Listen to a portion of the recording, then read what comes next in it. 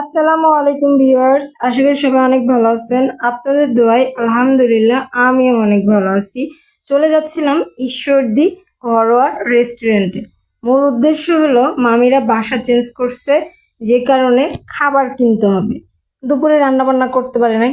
আর ঘরোয়া রেস্টুরেন্ট আমাদের ঈশ্বরদীর ভিতর সবচাইতে মানসম্মত খাবার এবং দামেও ভালো এবং বাসার খাবারের মতো। আমি তো খাবার টাবার সব কিছু কিনে রেডি এবং রওনা দিয়ে মামিদের বাসার উদ্দেশ্যে চলে গেছিলাম, দিয়ে আসলাম এবং বিকালের দিকে আবার একটু বের হয়েছিলাম আমি সুচ কিনবো আরআরপিতে। আমি আর আমার আম্মু আম্মু তো হসপিটালে ভর্তি ছিল, এখন আম্মুর একটু শরীরটা ভালো, এই জন্য আম্মুরে বললাম চলো একটু ঘুরেও আসি গা, কিনেও আসি গা।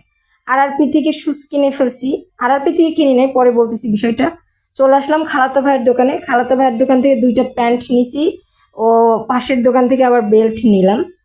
এবার গল্প বলি, আরআরপির থেকে কিন্তু আমি শুজ কিনি নাই। আমার যে শুজ দেখতেছেন এইটা আমি কিনছি ঈশ্বরদী বাজার থেকে, একদরের দোকান থেকে কিনছি, নাম মনে নাই দোকানটার।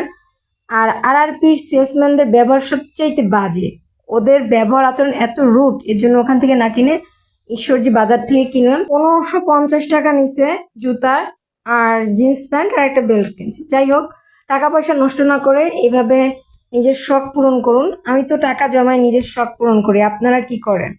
আমার যেটা ভালো লাগবে সেটা আমি কিনেই ছাড়ি। হ্যাঁ, তবে এই জুতাটা ভালো লাগে না, অন্য একটা জুতা ভালো লাগছে, তবে সামর্থ্যের বাইরে ছিল।